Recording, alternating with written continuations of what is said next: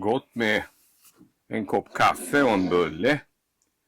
Och särskilt när man gjort i ordning kaffet utifrån malda bönor som vi använder i den här husvagnen. Ja, dagens avsnitt kommer att handla om kablage och ihopkoppling av batterier, växelriktare etc. i den här husvagnen. Och precis som vid den här så kan man faktiskt göra liknande i andra. Så att därför kan det vara klokt att du hänger med och kollar hur vi har gjort här. Välkommen till kanalen Gårdsliv norra Sverige GNSV. Roland heter jag. Välkommen hem till oss. Här i Nordsveriges lugn och ro,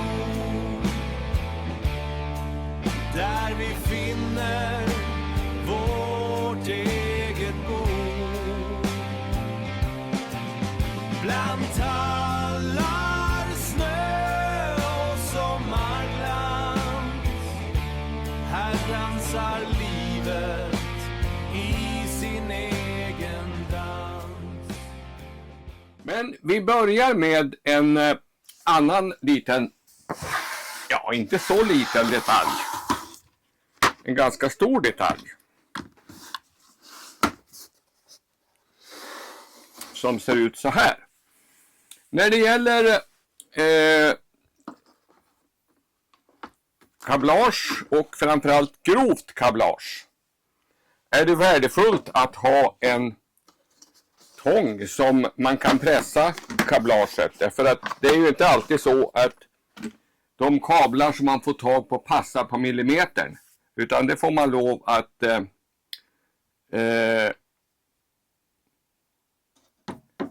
att pressa i lämplig längd. Så här ska jag nu visa hur det...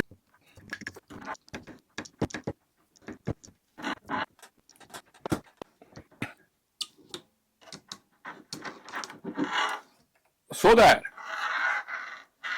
Då har vi pressat en 70 kvadrats kabel.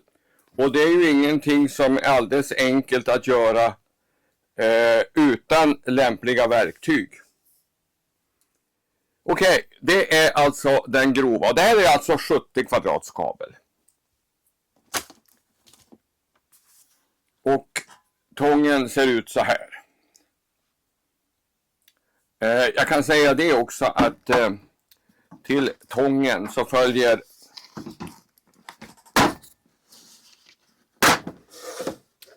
det är med en avbitare, och det är ingen liten avbitare som helst. Den ser ut så här.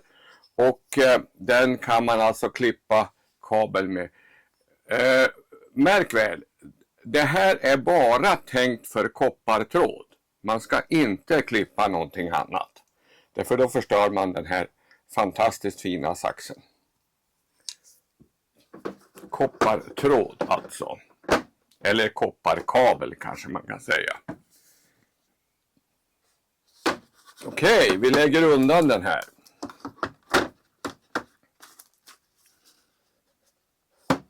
Och som i tidigare video så kommer jag att ge länkar till de här produkterna som jag pratar om. Både verktyg och kablage faktiskt. Och jag använder mig företrädesvis av Amazon. Och varför det? Ja, det finns en, tycker jag, mycket enkel förklaring. De håller bra priser. Jag har kollat rätt noga faktiskt. Men framförallt skulle det visa sig att man har köpt fel, så är det inga som helst problem att returnera. och returen är gratis. Och det tycker jag är väldigt värdefullt. Jag har provat handla från andra ställen. Jag ska inte nämna några namn. Men det var ett lite större företag som väl är mest känt för inom IT-sektorn. Men i det här fallet hade man samarbetat med ett danskt företag. Det visade sig att den produkten stämde inte alls med det jag ville ha och skulle skicka tillbaka. Och jag fick betala returkostnaden själv. Nu är ju kanske inte det någon sån där jättekostnad, men ändå. Allt räknas när det gäller sådana här saker. Okej, lite grann om sådana grejer. Det är alltså kablaget som vi ska titta på idag. Och det är givet att det blir en hel del kablage i sådana här kopplingar. När man, speciellt då när, som i det här fallet, när man använder sig av dubbla batterier och parallellkopplar dessa. Så blir det en hel del kabel. Och det blir ju inte bara grova kablar, det är också lite mindre kablar och så vidare. Men idag ska vi företrädesvis bara titta på kablaget och inställningarna där. Ja, innan vi kastar oss ner i själva lådan där all utrustning finns, så vill jag också passa på att visa en annan som jag tycker väldigt bra, ett bra verktyg.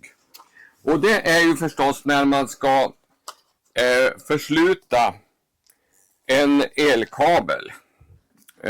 Det vet ju alla att kablar kan vara innehålla väldigt många olika trådar och vara spretiga som bara den. Och då kan det vara knepigt att få det att fungera när man ska koppla in det på olika ställen. Och därför har jag valt att använda mig av de här grejerna. Jag ska visa en närbild på detta. Ser ut så här alltså i olika grovlekar, så det passar upp till 12 mm eller 10 kvadrats kabel. De röda längst upp till höger är alltså för 10 kvadrats kabel. Och sen finns det för 6 mm, 4 mm, 2,5, 1,5 och 1 och så vidare. De där mindre kanske inte man använder allt för ofta. Men okej, de finns där om det skulle behövas. Och tången ska jag förstås visa också. Det är en ganska enkel procedur. Man stoppar in kabeln i en sån här hylsa. Man trycker in kabeln ända i botten, klämmer till. Och sen har man då en fyrkantig koppling som fungerar alltså alldeles utmärkt att sätta fast i olika sammanhang. Väldigt bra. Precis som i den förra videon som handlar om hur vi löste inkoppling och strömförbrukning och strömalstring och så vidare i den här husvagnen, så kommer jag att lägga ut länkar till de olika produkterna som vi använder. Och det ska sägas att det kan man gott gå in och titta på. Jag kan också nämna det att en del kanske räds att ge sig på sådana här jobb som har med el att göra. Och det är klart, man ska naturligtvis ha respekt för el. Nu är det ju så att om man jobbar med en 12 volt sida, det vill säga svagström, så ställer det inte samma krav som om man använder sig av 230 volt. Och oavsett hur man gör så ska man alltid låta en godkänd elektriker titta på det jobb som är gjorda. Om man inte nu lejer en elektriker till att göra det förstås. Så är man fullständigt säker på att ingenting fallerar och blir galet. Här har vi nu en bra utsikt över hela installationen i husvagnen.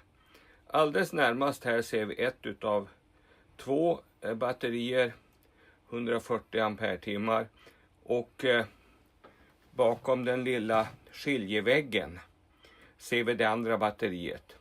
Och man ser också kanske att de här batterierna är parallellkopplade. Vilket betyder att det är fortfarande 12 volt, men istället för 140 ampere-timmar får vi 280 ampere-timmar. När det gäller kopplingen mellan batterier ser vi också att det är väldigt grova kablar. Här har vi då den här 70 kvadratskabeln som jag visade alldeles inledningsvis och pressade. Och det beror, varför har man så grova kablar? Ja, det beror egentligen på att det kan bli rätt stora strömmar som går genom de här kablarna. Framförallt då från batteri till växelriktare. Som vi ser lite längre bak här. Nu är inte den igång, men ändå. Och därför behöver man ha kraftiga kablar. Alldeles i mitten här ser vi en säkringsdosa. Och det ser vi att från batteriet så går det också 70 kvadrat till säkringsdosan och över säkring, och den är på 500 ampere. Och sen går det vidare då till pluspolen på växelriktaren. Och minuspolen kommer då från det andra batteriets minus. På det sättet belastar man batterierna någorlunda jämnt. Och det har visat sig det att när man använder och kör via batterier, man står och frikampar till exempel, så blir det ganska precis hälften som man tar från vardera batteriet. Det kan skilja lite grann, men det är väldigt lite. Längst bort i bild ser vi en röd och en svart enhet, det så kallade bussbar som man kallar den för, och där kopplar man in plus och minus från olika plus är den röda bussbaren, och där går alltså en kabel, och det är 16 kvadrat som går från plus till den röda bussbaren. Minuskabeln, den går till den svarta delen, och den kommer alltså från det här batteriet och går till den svarta bussbaren. På det sättet så får man en ganska bra struktur på byggnationerna som man har i det här sammanhanget. Ja, vad mer finns att säga om detta? Ja, det är klart att det kommer ju kablar från lite olika håll. Det kommer kablar till eller från säkringsdosan som sitter, och där vi har alla säkringar som hör till vagnen. Och det kommer också in kablar som har att göra med yttre. Men det kan vi ta vid ett annat tillfälle. Så det som återstår nu, jag hade inte tänkt göra mer än 2 delar, men jag tycker ändå att det kan vara klokt att dela upp det. Så det kommer ytterligare en del där vi kommer att prata lite mer om hur gör man för att fylla på batterierna. På vilket lämpligt sätt gör man. Och hur ska man göra för att få det hela så optimalt som möjligt, så att man kan bli en frikampare i ordets rätta bemärkelse. Ja, det var lite grann om själva inkopplingen av batterier, växelriktare och så i den här vagnen. Det som jag inte har nämnt, men som jag gör nu istället då, det är väl att när man använder sådana här batterier så man använder inte kabelskor i egentlig mening. Utan man använder vanliga muttrar som man sätter fast kablarna i. Och i det här fallet så var det M8-muttrar som man använder. Och jag har gjort så att jag har lagt en bricka mellan varje. Så har man flera saker som man kopplar in på samma pol så bör man ha brickor mellan varje. Varför? Ja, för att det blir en säkrare anslutning, anser jag, på det sättet. Jag kommer för övrigt att lägga ut också länkar till